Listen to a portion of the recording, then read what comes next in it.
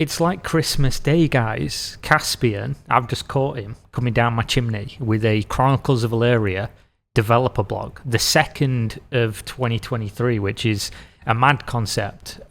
He says he's going to be doing these much more frequently. Apparently, he's got rid of the dead weight of his one other only employee. So now he manages to do all the development and do dev blogs and open his Discord.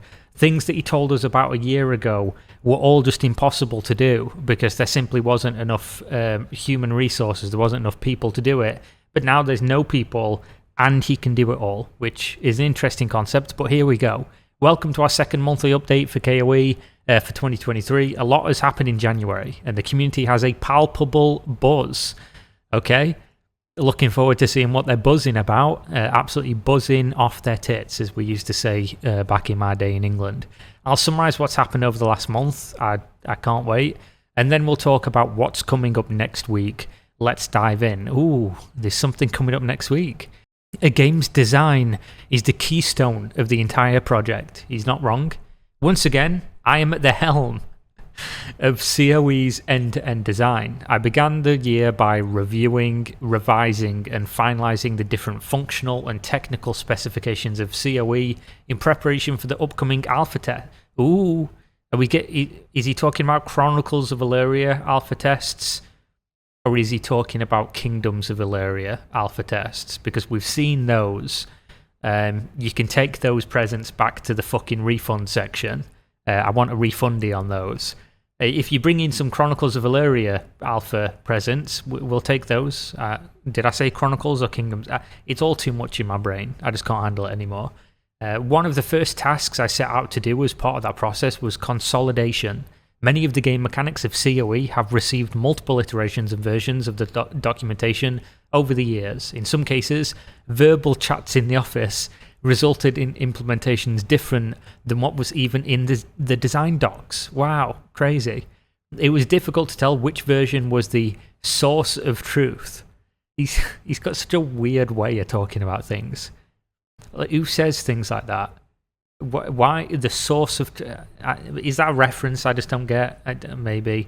So when Snipe Hunter and I started pushing on KOE in 2020, which began in fall of 2019, aka my fall when I closed my game studio, I forked the documentation and created the KOE wiki. Since then, we've iterated on it, changed it, adapted it, and as of January 2023, there were two distinctly separate sets of design documents.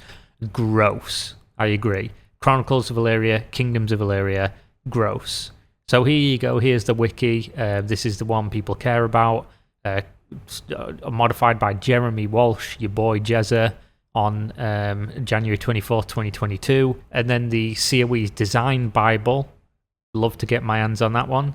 And then KOE's Design Bible. As KOE is supposed to be the domain settlement and land management mechanics of COE, I decided it was time to merge all the learnings and design we'd done over the last 2 years back into the COE wiki. I know I'm the most cynical human being in existence, but when he starts saying things like this, in my brain, I'm just like, he's worried that people are going to like discern that the KOE thing is just what we've been saying for a while, fucking nonsense, right? So he's trying to like consolidate it all under the COE name. I could be completely off on that. I could be, but this is just my immediate like read on the situation. Instead of having a separate set of design documents in the KOE space, because if you've got design documents for one game, but you're saying it is just overall one game and one fits into the other and it's the same project, somebody could definitely use that to make an argument of like, why have you got two entirely different designs for two different game names if they're the same thing and building towards the same thing? You could definitely make that argument, at least common sense. I don't know if legally you could, because law and common sense don't always tend to go hand in hand. I wanted the KOE space to reference the COE documentation whenever possible and only detail the areas where KOE is different from COE, which should be relatively small. So then we're going over some agriculture. He's been farming, just like me. Farming that Chronicles of Elyria straight fire content. As I went through the consolidation process, I came upon the agriculture super feature area. The agriculture feature area was one of the most iterated on design documents. It had many unanswered questions. Not wrong. And as it's vital to my work on Kingdoms of Elyria, I decided it was an excellent place to dive in and start answering the unanswered questions. If you can find me a singular human being that in the last 3 years of him working on Kingdoms of Elyria and closing the studio with Chronicles, if you can find me one singular human being who has been asking questions about the agriculture in a game nobody cares about for a project that is ostensibly sunsetted, show him to me, please. Please present him to me, because I don't think anybody's asking. There's no unanswered questions, apart from maybe in Caspian's head. Nobody's asking this. Consolidating and revising the agriculture feature area was a multi-step process that involved shifting through the already written designs, which was often more information than actionable, doing my own research, and then ultimately turning the learnings in existing design documents into functional and technical specifications.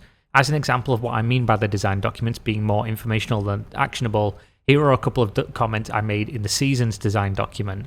Oh, mate. What are these updates, though? I know people are watching this, and I don't want you to turn off right now, but who fucking cares? Who's sat there thinking, oh, I wonder about spring, summer, and winter in Jeremy's design documents? I'm not even going to read that. I'm not going to put myself through it. It's common when building simulated worlds like Elyria to sometimes get lost in the weeds, pun intended. You kill me, Jeremy. You kill me. There's an absolute need to understand how the game mechanics fit into the world. Still, in the gameplay section of a design bible, there must be actionable designs for the engineers to implement. There are no engineers. It's only you. I spent about a week and a half or so in January working through the agriculture mechanics and broke it up into the respective feature areas of horticulture, which is plants, husbandry, which is animals, and mycology, which is fungi, and consolidated and revised the design documents of each. Here's an example of a part of the mycology functional design document. Not doing it. We're not doing it. I was going to say, if you want to see me read those, leave a comment and let me know, but I'm not going to do it. I'm not going to do it to you. I'm not going to do it to me. I have more respect for myself. After that, I moved on to the technical design documents and started, he says as he reads, a game that's never coming out update for the 50th time. I just can't help myself. It's like crack cocaine. After that, I moved on to the technical design documents and started detailing the components, systems, and features required to implement each feature of each feature area. And before you ask, no, I only started watching The Last of Us on HBO after I wrote the mycology designs. Fuck off. Permissions. After revising a significant part of the functional and technical design documents on agriculture, I decided it was best to hedge my bets and return to the overall reorganization and revision process. At that point, I decided a more systematic approach was better and started at the very top of our design bible alphabetically with access restrictions. The access restrictions feature area is broken up into the locks and keys, permissions, and traps features. As with any complex game mechanic, getting as many use cases as possible is essential to ensure you've covered the potential applications. And my eyes are glazing over, guys, so let me just get some caffeine. Has anybody got any of that fat? Some of those blue gems? After working on the permission system for a while, I decided to solicit use cases for the permission system from one of the active COE discords. The fact that these still exist. By the way, just as a throwback to, entertain myself for a couple seconds before I lose it, I remember, it must have been like a year ago, somebody was sending me screenshots from in like one of the private sections of one of these COE discords, and it was like one of those scenes in early Game of Thrones where everyone was lying to the Targaryen guy, where there was like, oh, people in Westeros hang secret banners of you when nobody's around, and they close the blinds and they whisper about your return, my lord. And it was actually unironically like that in these COE discords. There were these people that had paid thousands of dollars to be fictional, counts and fucking kings and things like this in a game that is never going to exist, and they were all just like shit-talking me, talking about how good Caspian is and how they can't wait for the game to come out and how they're optimistic, and it's like, guys, please, It's time now. It's coming up towards, it's closer to a decade than anything else. It's time. I initially provided this image in a request to match the format of my use cases. Again, I'm not gonna read that. One member suggested I find a way to solicit use cases for the court to get the money back from all the backers from me. But really, from the larger Seaway community, not limited to that Discord server. So they basically said, Caspian, why are you talking to us, mate? Go and speak to more people. It was a great idea, so I created a Google form and invited people still on the official Seaway Discord server to submit their use cases. I'd love to see the responses to this. I bet there was people just memeing on him in the responses. It was incredible. As per the format, people submitted the role they intended to play as part of their submissions, and I was re-exposed to the different visions people have for Elyria, and it was awesome. I received feedback from business/shop owners, mercenary units, local lords, sailors, librarians, fishers, miners, zoo owners, temple leaders, healers, and physicians. I can't express my joy at seeing people's visions of our shared world again. It's just not... I'd love for this game to come out, just so the backers got their game. And plus, I think it would be such a disaster that it would probably be quite entertaining. And it would be definitely more entertaining than reading text blogs from Caspian. But I don't think it's happening, is it? I think that ship's quite steadily sailed away. I decided to share some of my favourite submissions with you. These were my favourite primarily because they caused me to expand the scope of use for the permission system in a way I hadn't conceived before. So I'm a city manager, and I want to exile someone from my city by revoking permissions to be inside the city. I wish these were just memes and he'd like spelled out Caspian or something in here. I want to exile Caspian from society. Not having permissions to be inside the city should make it a crime to be inside a building that is inside the city, even when the exiled has permission by the building owner to be in the building. We generally allow smaller scopes to override the permissions of larger scopes, so this is a unique edge case and likely falls under a different system than permissions alone. I'm the owner of a library. I want to allow people to pick up and read books, but not take them out of the building without permission. Book reading wasn't something I'd had permissions for before this. I'm a store owner. I want to allow the temporary, time-limited use of weapons from my store in a specific room to allow for testing to ensure satisfaction of the product. We'd already established the need to pick up and examine items, but wielding weapons in a safe place isn't something we'd allowed for. All this sounds great. Sounds like the greatest video game ever made, right? Oh, I'm in Sword Art Online, I've got a shop and people can come in and they can test my work. It's never going to happen, is it? I'd love for this to exist in an MMO. That's why people gave him $8 million. But it's just not feasible, is it? If it was feasible, some big company would have done this already because everyone would want to play it. But it's just not. And is one guy going to deliver on it with no money? No, of course not. Maybe if it was like Project Zomboid style graphics and completely isometric or something like that, but in a 3D world with like realistic, or at least used to be realistic, now they'll be completely dated graphics. It's not going to happen. I'm a temple leader and want to restrict the clothing in a parcel/building to a certain outfit. We have/had the ability to limit the use of items, but not the wearing of equipment, though I admit I'm curious to see how this one plays out in-game. Same. Yeah. Same. Permissions to use a door only during the day and not the night. While our AI knows to do their jobs during certain hours, our permission system didn't previously account for time of day. After seeing the feedback on my Google form from the COE community, I decided to stop what I was working on and temporarily change priorities. Fantastic. You're over a year late on something that's over 5 years late. That's something that is not even the overall game. But yeah, definitely stop and change priorities for things like this. This just reminds me of Star Citizen, where people are like, oh yeah, the game's definitely going to come out in insert year between 2015 and 2023. And then they get like an update blog and it's like, have you seen you can now mix cocktails on the bridge of your ship? And it's like, who's asking for that? Who's asking, oh, have you seen you have a reflection in your visor and other people can, see through the glass on your... Who's asking? Nobody. Would you rather have a game, or would you rather have Caspian dropping out to work on permissions for things in a game you've never played that you don't even know exists? I think I know which one I'd rather have in that circumstance. So website and Discord work. As I move through the final stages of the development of COE's domain settlement and land management mechanics, I will frequently encounter situations where I can only know the full scope of a feature with user feedback. Closed his forums, closed his Discord, said he couldn't possibly operate them. So if he's about to say he's gonna open them, interesting. While I can implement a basic set of use cases and then test in alpha, it's still faster to get as close to the final scope as possible before I iterate on the implementations. The best place to solicit feedback is among the players, of course. Having spent the last month actively engaging in COE-related discussions on a few different Discords again, and then seeing the responses to my Google form, I decided it was time to reopen the official Chronicles of Elyria Discord for discussion, interaction, and community building. I'm coming in. I'm coming in hot. When you guys see me in there, say hello. I'll be in there. However, my goal is reopening the COE Discord is more than just to return to the way things were before. A good friend once said, you can't force a garden to grow. You can only cultivate an environment in which it wants to grow. If the community was toxic before, it was my fault. Yes, you are 100% right. It was.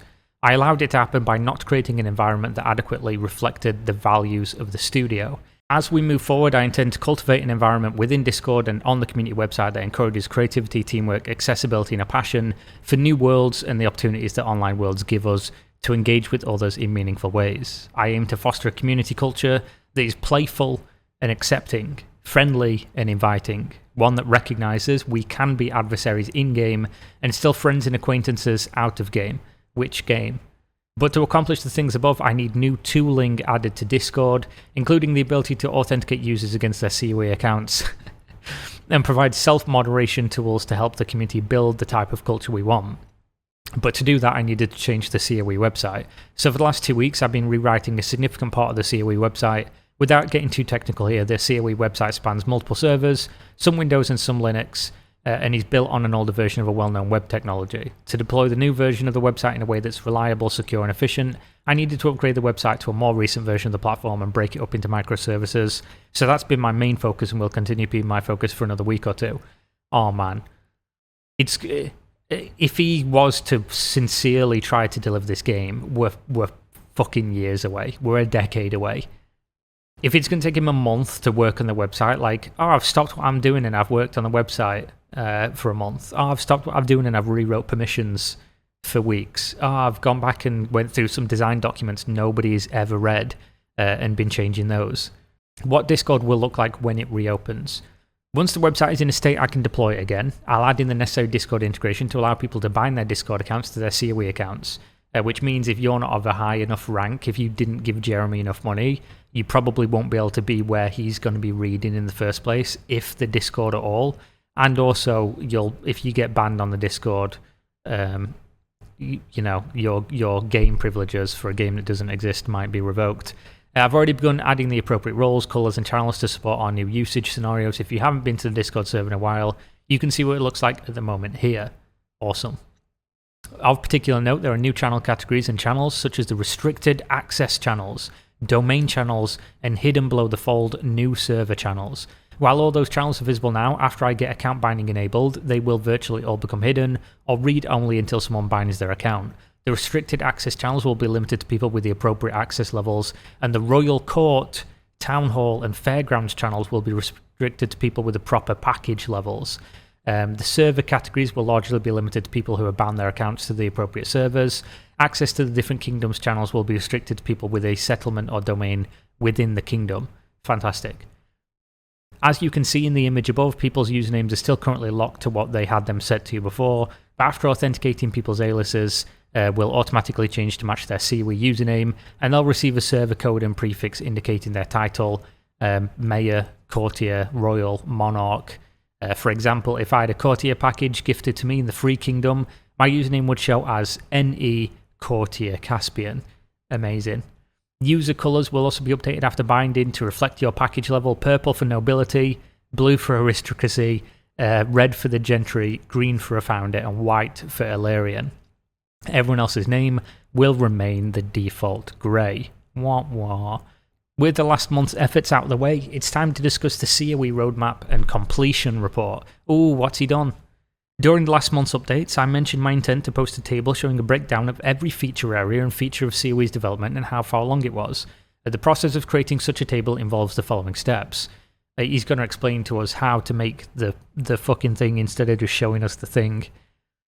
Itemizing all the work done / to be done, establishing a system of identifying progress, setting the % complete on each item, creating an intuitive table for all that information.